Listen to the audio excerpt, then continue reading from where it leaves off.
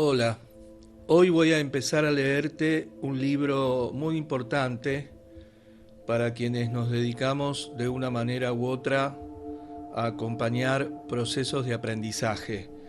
El libro es de Carl Rogers en colaboración con H. Jerome Freiberg. El título es Libertad y creatividad en la educación. En inglés, Freedom to Learn. Original de 1969, se revisó y se amplió varias veces. La que yo te voy a leer es la tercera edición revisada y ampliada de 1996. Hoy te voy a leer el prólogo de la hija de Rogers, Natalie, el prefacio de Freiberg y la introducción de Rogers. Prólogo. Mi padre, Carl Rogers, fue un revolucionario tranquilo. Como miembro fundador de la psicología humanística, desarrolló el enfoque centrado en el cliente para la asistencia sociopsicológica y la psicoterapia, el cual se utiliza de forma muy extendida en todas partes del mundo.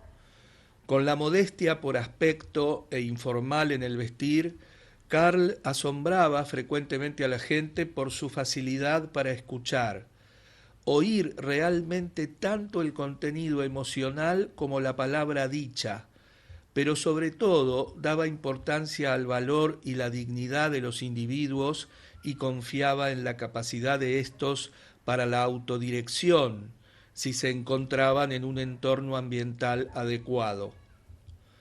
Después de años y años de investigación concienzuda, certificó la idea de que un entorno seguro y amable permitía que todas las personas, incluidos los niños, pudieran emprender el camino que les condujera al autodescubrimiento de sí mismas, a la autoestima y al aprendizaje autodirigido, y describió con todo detalle la forma de crear este entorno seguro. La premisa básica estriba en que si somos auténticos, afectuosos, decididos y congruentes cuando desempeñamos nuestro papel de profesores, padres o consejeros, estamos favoreciendo la capacidad de desarrollo y aprendizaje de los demás. Suena muy simple, pero no lo es. Estos métodos y principios se explican y clarifican a lo largo de este libro.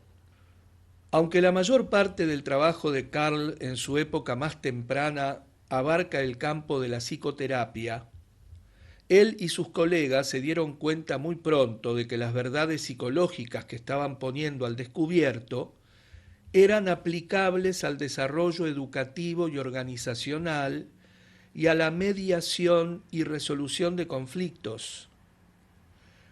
La publicación original de Libertad y Creatividad en la Educación y de la segunda edición, Libertad y Creatividad en la Educación en la década de los 80, arrojó luz en un campo educativo bastante inactivo. Este libro supuso un gran apoyo para aquellos profesores que creían en los valores humanísticos, a la vez que inspiró reformas innovadoras en las aulas. Pero por desgracia, también durante este período hubo demasiados políticos que propiciaron medidas que provocaron un salto hacia atrás, con lo que se volvió a los métodos de aprendizaje de toda la vida, diseñados desde fuera y que no implicaban al alumno en las decisiones acerca de sus propias áreas de interés. Esta reacción conservadora hizo que en nuestras escuelas los métodos y los contenidos educativos se volvieran más rígidos. Al igual que hizo Carl, creo que el futuro de nuestra nación y por extensión de todo el planeta depende de que seamos capaces de alimentar la fuerza creativa que hay en cada niño. Como padres y profesores, tenemos en nuestras manos este delicado brote de creatividad, que por otra parte puede fácilmente verse frustrado o aplastado. A menudo oigo de mis clientes y estudiantes afirmaciones como estas: A mi profesor no le gustaba cómo yo escribía, por lo tanto lo dejé. Tenía que aprender tal cantidad de cosas inútiles para mi vida que abandoné la escuela. El profesor de arte me calificó con una C, por lo que dejé de estudiar arte. Necesitamos jóvenes adultos que puedan pensar y actuar de forma creativa, que valoren la vida humana, que sean capaces de tomar decisiones inteligentes y que sepan de la comunicación y de la negociación antes que del enfrentamiento. Está en nuestra responsabilidad como guardianes de estos valores el establecer estos entornos de aprendizaje que favorezcan la libertad y la responsabilidad. Si es usted una persona que ama a los niños, que disfruta al observar la curiosidad de estos, que tiene fe en su capacidad para aprender y desarrollarse independientemente de sus antecedentes personales y sociales, y que quiere descubrir nuevas formas para estimular este desarrollo, comprobará entonces que este libro es enriquecedor y que habrá valido la pena leerlo. Si es usted un profesor, un director de escuela, un padre o un joven adulto interesado en un sistema educativo mejor y más beneficioso para todos, este libro le proporcionará un gran estímulo. Y animo a los estudiantes de secundaria y universitarios a que lo lean, porque es cuando estos reclaman su derecho a un entorno que favorezca el aprendizaje creativo, cuando se está en mejores condiciones de conseguir una solución rápida. Creo en la juventud. Mi experiencia con mis 3 hijas y mis 4 nietos, bisnietos de Carl, me recuerda constantemente la creciente capacidad de nuestros hijos y nietos para superarnos en lo que se refiere a pensamientos y acciones originales, constructivos e ingeniosos. Pero harán falta mentores y facilitadores del aprendizaje centrado en la persona para crear el jardín en que dichos niños florecerán. Pienso que quizá el lector esté interesado en conocer el tipo de educación que Carl y Helen Rogers nos proporcionaron a mí y a mi hermano David. Presentaré algunos esbozos para ilustrar el valor que mis padres daban a lo que entonces se denominaba educación progresista y mi propia experiencia como estudiante. Quizá arroje alguna luz sobre el tipo de experiencia de aprendizaje que se prolonga a lo largo de toda una vida. En una letra diferente, sé por experiencia que la espontaneidad y la autoexpresión reciben el estímulo de un entorno amable, tolerante y sugestivo. En la Harley School, en Rochester, Nueva York, yo gocé de esta oportunidad educativa.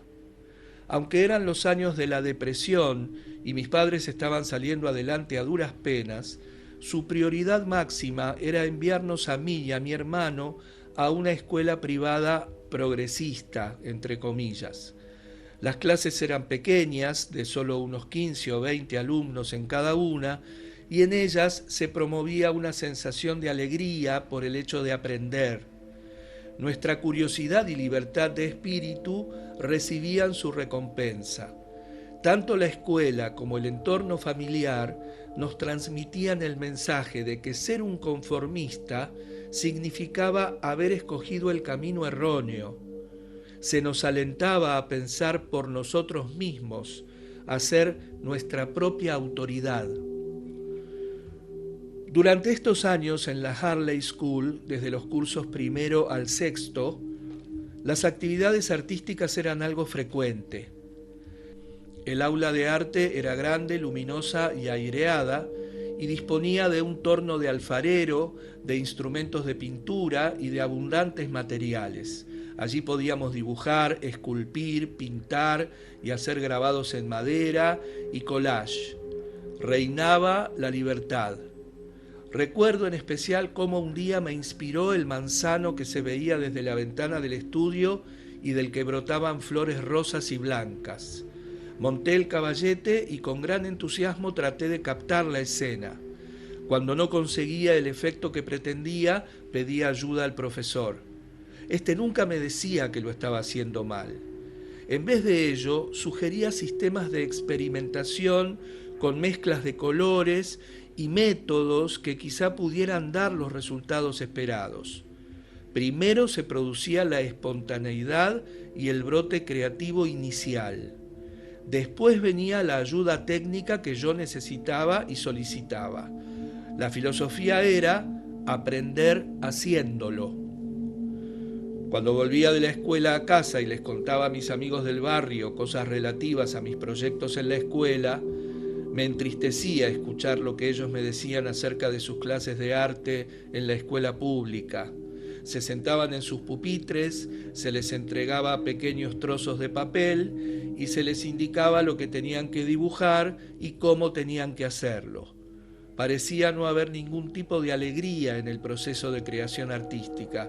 En todo caso, solo las preguntas ¿lo he hecho bien? O ¿cuál va a ser mi nota? Cuando mi padre aceptó una plaza de profesor en la Ohio State University en Columbus, mi hermano y yo fuimos a la University School, la escuela de formación de profesores de aquel campus, donde un buen número de profesores estudiantes, jóvenes y motivados, practicaban sus conocimientos y habilidades desarrollados hacía poco tiempo. Aquel fue también un escenario educativo en el que se subrayaban la libertad de elección y la responsabilidad respecto a nuestra propia educación. Lo esencial del currículum requería que los estudiantes escogieran su propia área de estudio, hicieran un programa de desarrollo de la misma, llevaran a cabo la necesaria investigación como proyecto y redactaran un informe de todo ello para la clase. Se nos preparaba para pensar y disponer de nuestro propio arranque automático, utilizando nuestra inventiva y creatividad en cada paso que diéramos. Mi proyecto más memorable, uno que revelaba mi temprano interés por el proceso educativo, fue un proyecto de investigación que diseñé y llevé a cabo en 9º curso, en el cual comparaba las filosofías y métodos de distintas escuelas de nivel elemental. La introducción a mi informe de 35 páginas, que todavía conservo, planteaba estas cuestiones.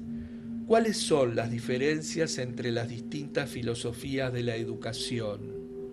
¿Cuáles son los métodos de enseñanza y la filosofía de las escuelas tradicionales en comparación con las escuelas progresistas?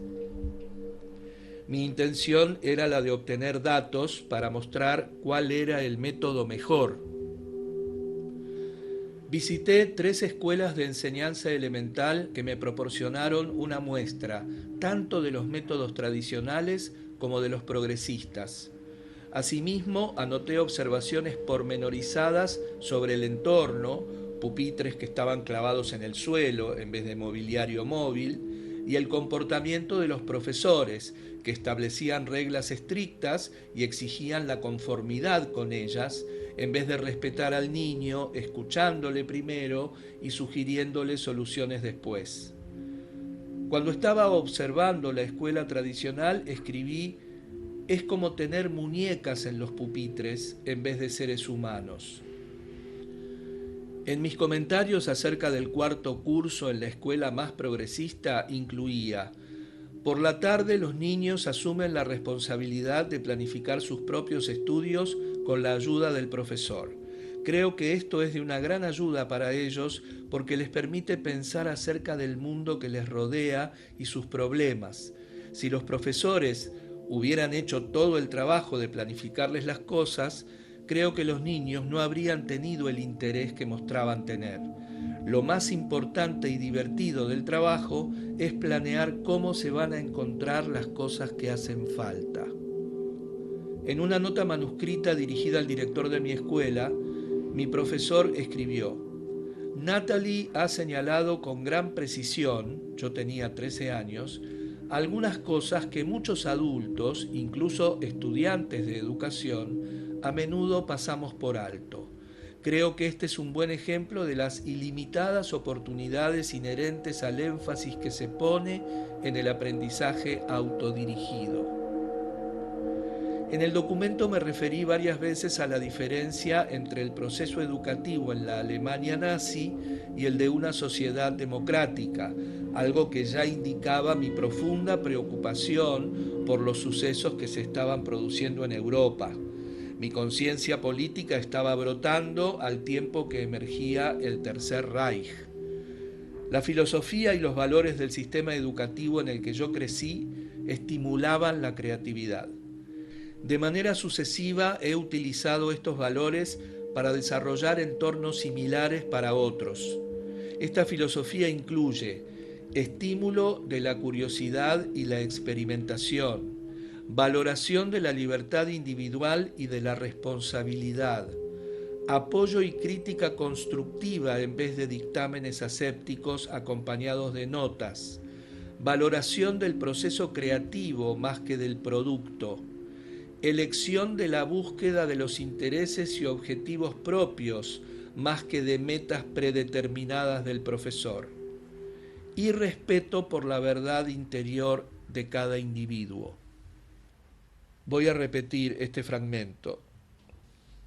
Esta filosofía incluye estímulo de la curiosidad y la experimentación, valoración de la libertad individual y de la responsabilidad, apoyo y crítica constructiva en vez de dictámenes asépticos acompañados de notas, valoración del proceso creativo más que del producto, elección de la búsqueda de los intereses y objetivos propios más que de metas predeterminadas del profesor, y respeto por la verdad interior de cada individuo. Vuelve a la letra anterior. Los americanos tienden a pensar que cualquier cosa que ha ocurrido en el pasado ya no tiene valor en la actualidad. Pero, en mi opinión, aquellos experimentos educativos confirmaban principios de aprendizaje que hoy siguen siendo válidos. Necesitamos urgentemente los métodos y la sabiduría de Carl Rogers.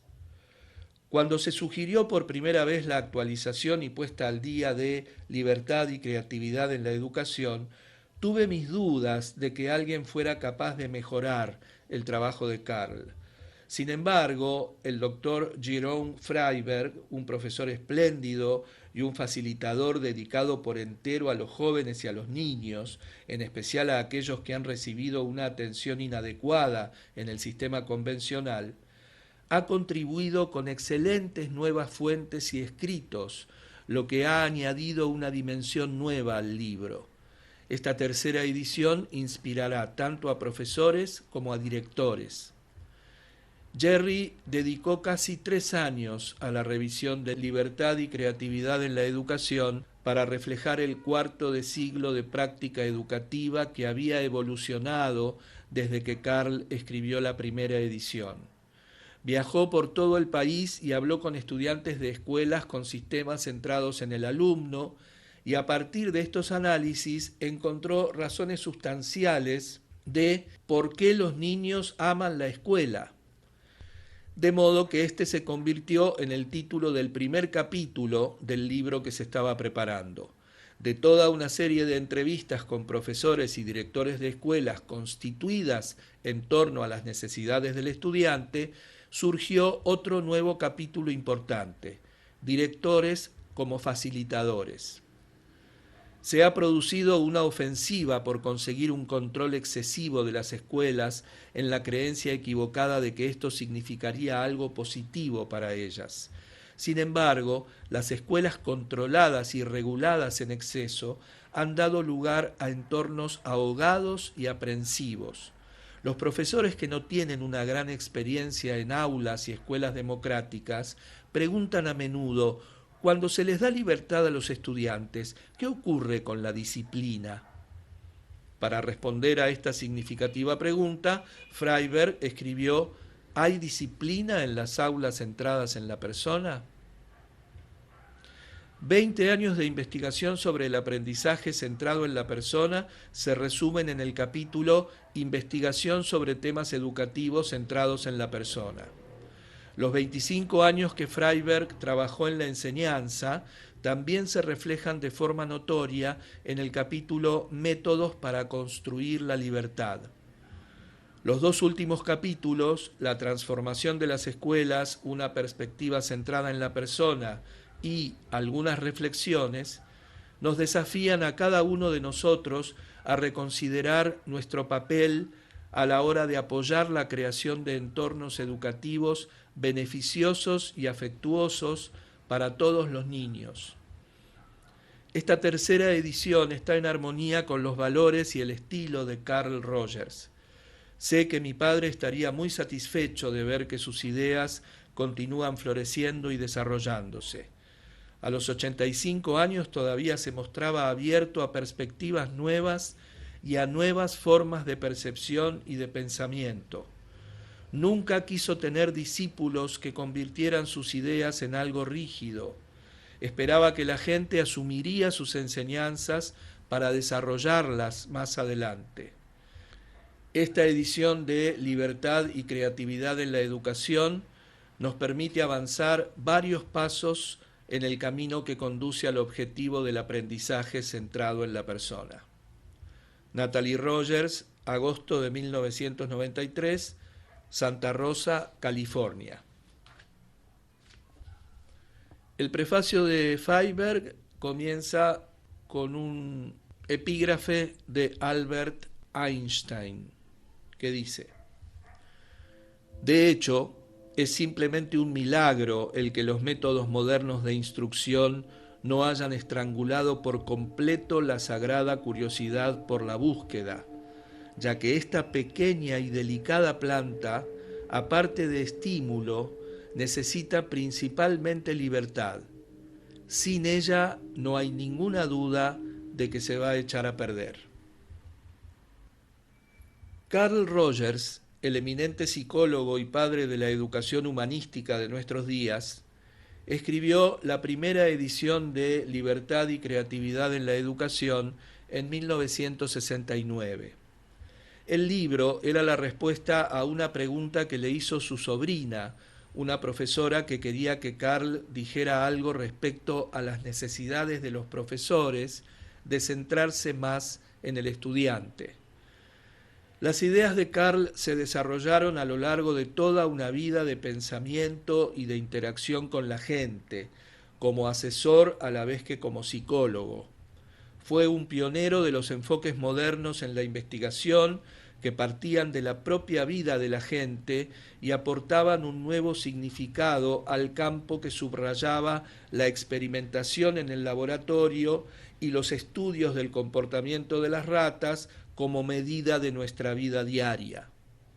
Carl Rogers rompió con la arraigada tradición de escribir en tercera persona, predominante en las publicaciones psicológicas profesionales de la década de 1940 y todavía en muchas de la actualidad. Le hablaba al lector directamente en primera persona, creando así una atmósfera de comunicación personal. La revisión de un libro es siempre una experiencia intimidatoria que en el caso de Libertad y Creatividad en la Educación supuso dos oportunidades únicas: la de actualizar una importante exposición acerca de la educación y el reto de demostrar que esta exposición seguía siendo fiel a su planteamiento original. Libertad y Creatividad en la Educación se revisó por primera vez en 1983, desde que se publicó la primera edición en 1969. En la segunda edición, Carl Rogers aportó nuevos datos de investigación acerca de la utilización del enfoque centrado en la persona y ejemplos actualizados de cómo la gente en escenarios educativos que van desde la escuela elemental hasta la universidad experimenta el aprendizaje centrado en la persona. Carl buscó la participación de muchos investigadores y educadores para esta revisión, siendo yo mismo uno de los que contribuyeron a ella. Mi papel en la revisión de 1983 consistía en suministrar ejemplos actualizados a partir de la investigación y la casuística que se daba en las aulas centradas en la persona. También proporcioné feedback sobre el manuscrito durante su preparación. Carl y yo mantuvimos una frecuente correspondencia con el propósito de considerar los cambios que debían hacerse a la hora de escribir el texto definitivo. Durante los últimos 20 años he dedicado todos mis esfuerzos a mejorar los entornos ambientales en los que profesores y estudiantes trabajan y aprenden. He sido profesor de sexto curso y responsable de equipo en una escuela media de barrio en Rhode Island, profesor voluntario en una prisión de máxima seguridad en Warwick, Rhode Island, profesor sustituto en una escuela superior rural en el oeste de Massachusetts y director de los proyectos Teacher Corps en Houston, un trabajo que fundía la enseñanza con el trabajo en la comunidad. También dirigí el Institute for Research on Urban Schooling en la Universidad de Houston y el Center for Education in the Inner Cities en Houston. Asimismo, he tenido el placer de trabajar con diferentes profesores de toda la nación, desde Preston County, West Virginia, hasta Dunsmuir, California. Mi investigación y mi trabajo práctico en escuelas y las aportaciones que ya había hecho para la revisión de 1983 de Libertad y Creatividad en la Educación, decidieron a Natalie Rogers y a los editores de Merrill Macmillan a proponerme que fuera el coautor de esta tercera edición. Y fue desde este prisma que inicié el humilde proyecto de proporcionar una perspectiva propia de los años 90 a un libro que contiene algunos de los trabajos más importantes llevados a cabo en el campo de la educación. Esta tercera edición es una revisión de las primeras versiones con el mismo título. Algunos capítulos se han conservado apenas sin cambios debido a que todavía son adecuados a la época actual, pero casi la mitad del libro es material nuevo que incorpora experiencias recientes. Hay un caso en que una entrevista realizada en 1980 se repitió en la misma escuela en 1992 con resultados sorprendentes. El desafío de mantener la fidelidad de las ideas de Carl y su perspectiva sobre el aprendizaje fue algo solo un poquito menos difícil que conservar su diálogo en primera persona con el lector. Natalie Rogers, el editor, y yo mismo decidimos que mantendríamos el estilo en primera persona. Se barajaron distintas opciones por las que se pudiera distinguir entre las palabras de Carl y las mías, pero finalmente se acordó que se identificaría cada capítulo con su autor en las notas finales del libro. Nuestro principal objetivo era mantener fidelidad con la filosofía y los ideales de Carl. Y la identificación del autor, cada vez que se añadieran palabras o frases, contrarrestaría la claridad y la interacción que Carl siempre trató de alcanzar en sus escritos. El nacimiento de Carl Rogers en 1902 fue un punto de partida. Su muerte en febrero de 1987, un destino. Pero los 85 años de su vida fueron un viaje extraordinario. Su memoria nos remite a una celebración de la vida y de la alegría que él transmitió personalmente y a través de sus escritos y encuentros con cientos de miles de personas. Creo que la tercera edición de Libertad y Creatividad en la Educación continuará el legado que nos dejó Carl Rogers, una conciencia creciente de la importancia de la persona. Concluyo este prefacio con un principio guía de la vida de Carl Rogers. Cita a Rogers: todos los individuos tienen dentro de sí mismos la capacidad de conducir sus propias vidas de una manera que sea tanto personalmente satisfactoria como socialmente constructiva. En un tipo especial de relación de ayuda, nosotros liberamos al individuo para que encuentre su sabiduría y su confianza interior, y así pueda elegir cada vez de forma más beneficiosa y constructiva. Terminamos con la introducción de Rogers. Nuestro sistema educativo no está consiguiendo satisfacer las necesidades reales de la sociedad. Nuestras escuelas constituyen la institución más tradicional, conservadora, rígida y burocrática de nuestra época, y la más resistente al cambio. Pero si bien estas afirmaciones son bastante precisas, no describen la situación global. Hay profesores, padres y directores que están llevando a cabo nuevos proyectos, escuelas alternativas, aulas creativas, oportunidades para el estudio independiente, todo tipo de iniciativas emprendedoras. El propósito principal de la revisión de Libertad y Creatividad en la Educación es precisamente estimular estas tendencias, estas nuevas esperanzas en el mundo educativo y señalar el camino para avances posteriores.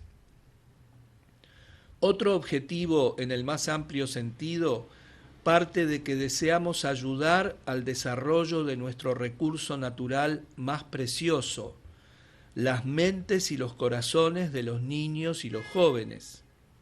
Es su curiosidad, su disposición a aprender y su capacidad para decidir en situaciones difíciles y complejas lo que va a determinar el futuro de nuestro mundo. Necesitamos la ayuda de todos nuestros jóvenes, los desesperados, los alienados de los barrios marginales, aquellos que carecen de rumbo, los que gozan de prosperidad económica, los niños serios y pensativos, la amplia masa de nuestra juventud. Si queremos proteger este frágil planeta y construir un mundo de personas íntegras en el que valga la pena vivir. Y la única forma en que podemos asegurar esto es ayudando a nuestros jóvenes a aprender a fondo y sin límites, y sobre todo, aprender a aprender. Ningún libro ni ninguna persona pueden por sí solos alcanzar esta meta, pero todos podemos hacer nuestra pequeña aportación. Este libro es nuestra contribución a este objetivo. Esta revisión aparece en un momento importante de nuestra historia.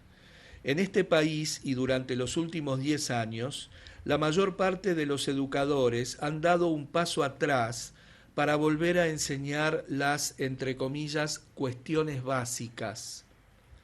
Hemos bajado el listón de nuestras expectativas respecto a lo que los niños pueden hacer y aprender, lo cual ha hecho que se haya perdido gran parte de la creatividad, el alma y la esencia de lo que pueden ser nuestras escuelas.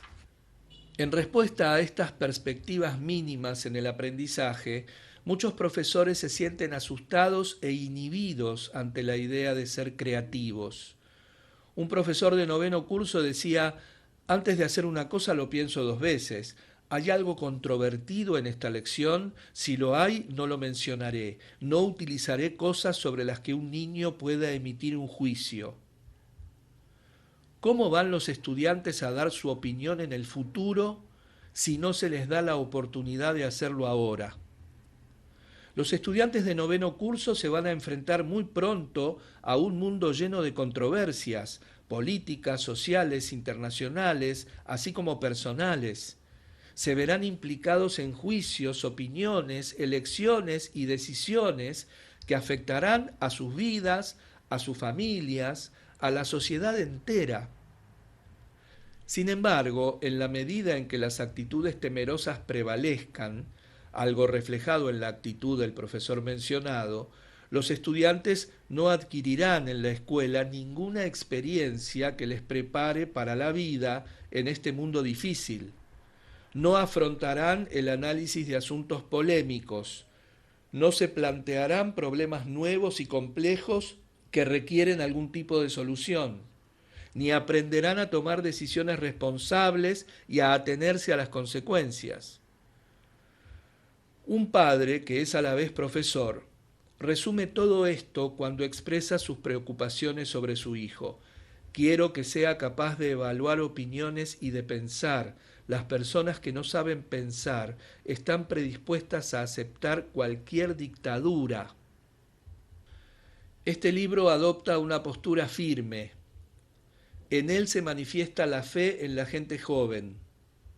Asimismo, aporta pruebas de que en una atmósfera auténticamente humana, de la que el profesor puede ser el iniciador, los jóvenes pueden sentirse respetados, pueden tomar decisiones responsables, pueden experimentar el estímulo del aprendizaje, pueden sentar las bases de lo que va a ser su vida en tantos ciudadanos inquietos, bien informados, competentes en conocimientos y capacidades y dispuestos a afrontar el futuro. Un informe de 1992, elaborado por Alan Steckler y sus colegas en el American Journal of Health Promotion, afirma que un clima afectuoso y de apoyo en las aulas y escuelas es el mejor predictor de una buena salud.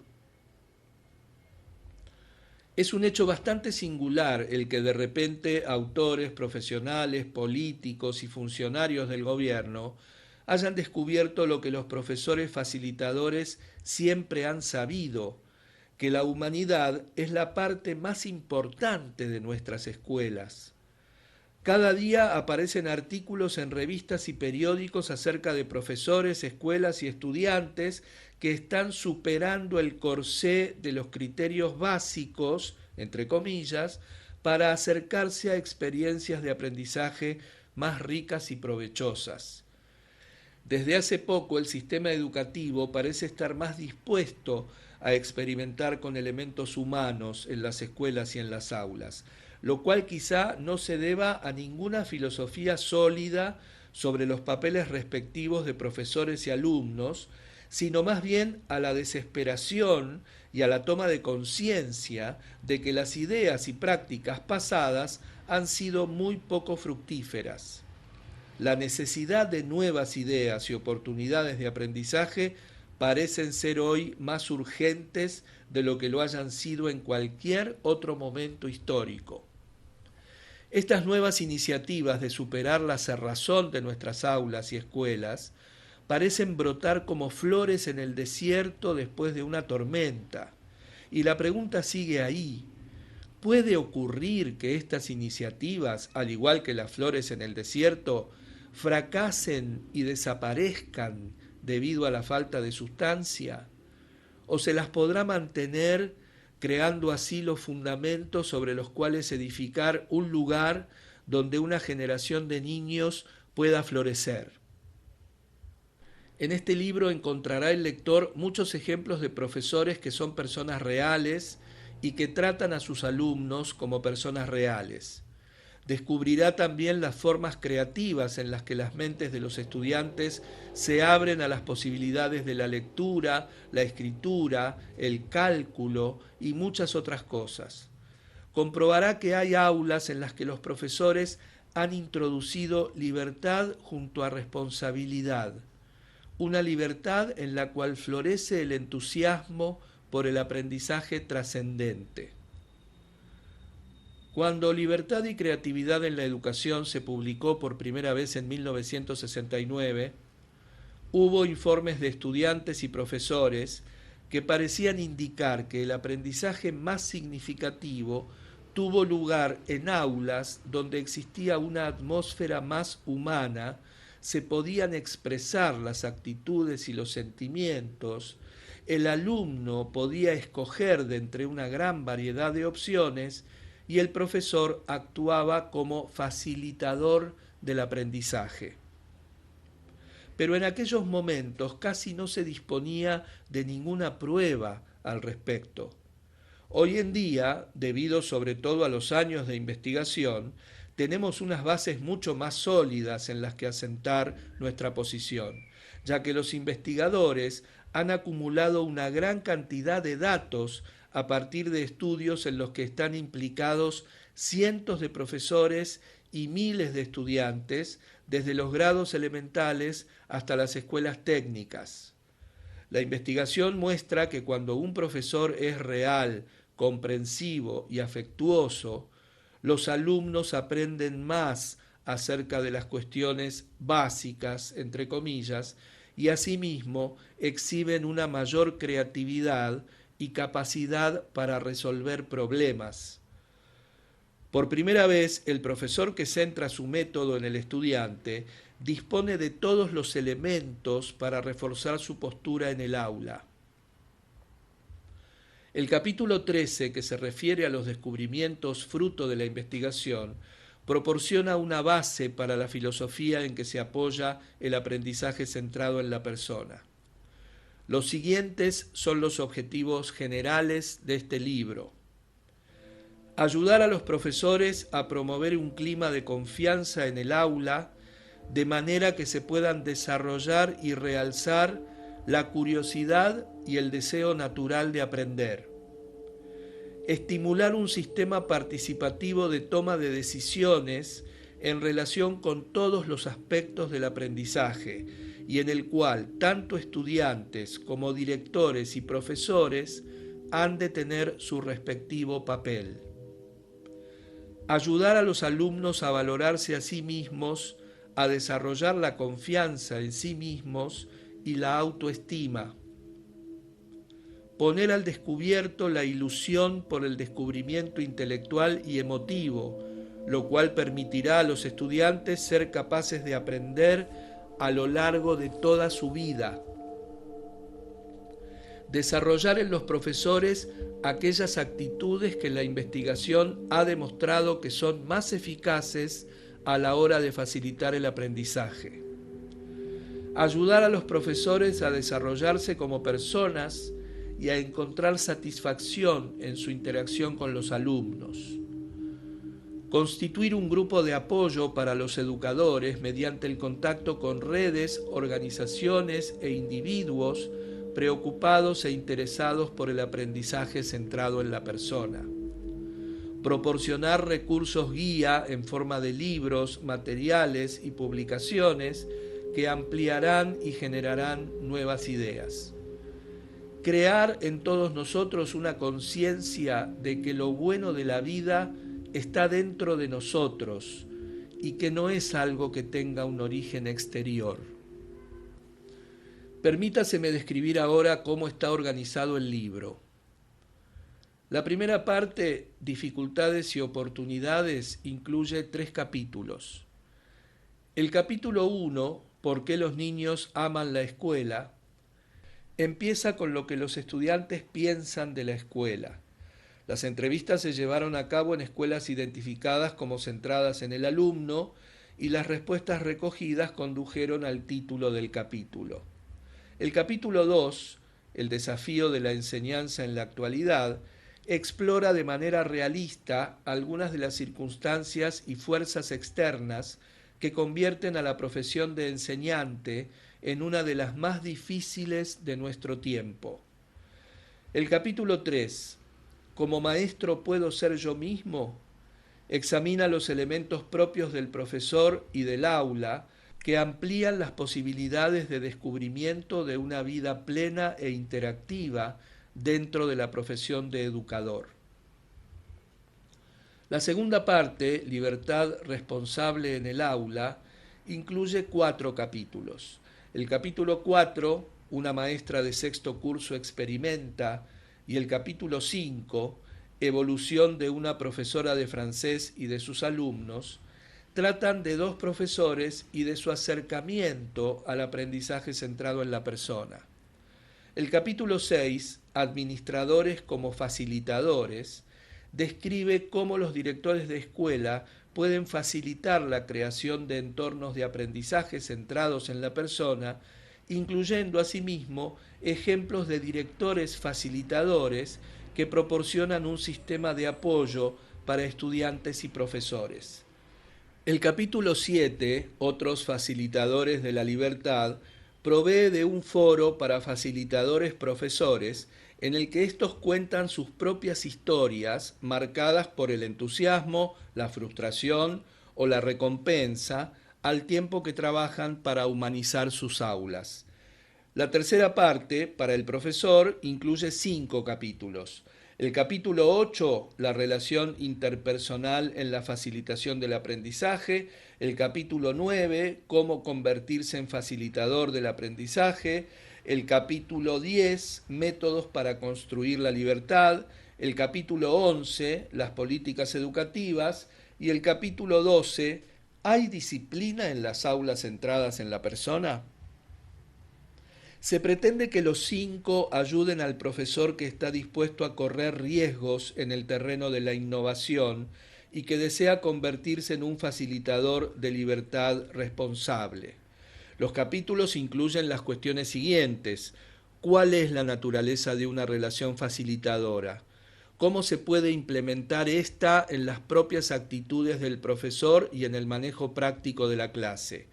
¿Qué elementos están implicados en la educación de los profesores con orientación humanística? ¿Qué se puede decir del tema del poder personal e institucional, es decir, de las políticas educativas? El capítulo 13, investigación sobre temas educativos centrados en la persona, empieza con la investigación original de David Aspey y Flora Roebuck, referida en la década de 1970 y prosigue hasta el momento presente. Asimismo, supone un fuerte apoyo para la valorización de las actitudes centradas en la persona a lo largo del proceso de aprendizaje. La cuarta parte, ramificaciones filosóficas y respecto al valor, incluye 3 capítulos. El capítulo 14, un enfoque moderno del proceso de valoración. El capítulo 15, libertad y compromiso. Y el capítulo 16, el objetivo, el funcionamiento pleno de la persona. Esta sección introduce la postura filosófica relativa a las omnipresentes cuestiones de los valores, así como el tema de la libre elección en un mundo determinista y el tipo de persona a la que nos dirigimos. La quinta parte, una moratoria en la escolarización, incluye el capítulo 17, la transformación de las escuelas, una perspectiva centrada en la persona, que tiene un alcance que va más allá del terreno burocrático y legislativo de las reformas educativas para llegar hasta las escuelas que se han transformado a sí mismas desde adentro. En este capítulo se hace una llamada urgente para la iniciación de un diálogo nacional sobre la enseñanza. La sexta parte, un viaje empezado, incluye el capítulo 18, algunas reflexiones, que brinda un resumen nuevo de las ventajas que tiene para el aula un enfoque centrado en la persona. También señala la resistencia al cambio, que es evidente en nuestro sistema educativo, analizando algunas de las posibles causas de ello, y finaliza con el lanzamiento de un reto para el lector. Al final se añade un apéndice, recursos para el cambio, una comunidad de aprendizaje, que proporciona toda una serie de recursos para ayudar en el desarrollo de los entornos de aprendizaje centrados en la persona. El libro está confeccionado de tal modo que, aunque sigue una progresión un tanto lógica, prácticamente cada capítulo puede leerse de forma separada, como algo completo en sí mismo. Así, quizá el lector acuda directamente a los capítulos que le despierten un mayor interés y compruebe que cada uno de ellos tiene sentido por sí mismo, aunque al hacer esto se produzca una inevitable pérdida de contexto. Nadie ha encontrado todavía una solución viable para los problemas del género en la escritura. En la mayoría de los casos se designa al profesor como ella, dado que el 70% de los educadores son mujeres. El término genérico estudiante se alterna con él o ella. Los ejemplos de casos individuales reflejan el género del protagonista. Todo el material referido a casos concretos y a las experiencias de otros le dan una mayor riqueza a la filosofía educativa del aprendizaje centrado en la persona. Un enfoque humanístico de la educación no es ni el producto de una persona, ni el resultado de su implementación de una forma única. Como ya se verá, profesores de diferentes edades, intereses, personalidades o esferas de especialización pueden encontrar caminos distintos para crear en sus propios grupos, clases, cursos o departamentos una atmósfera de libertad responsable en la cual pueda producirse el aprendizaje creativo.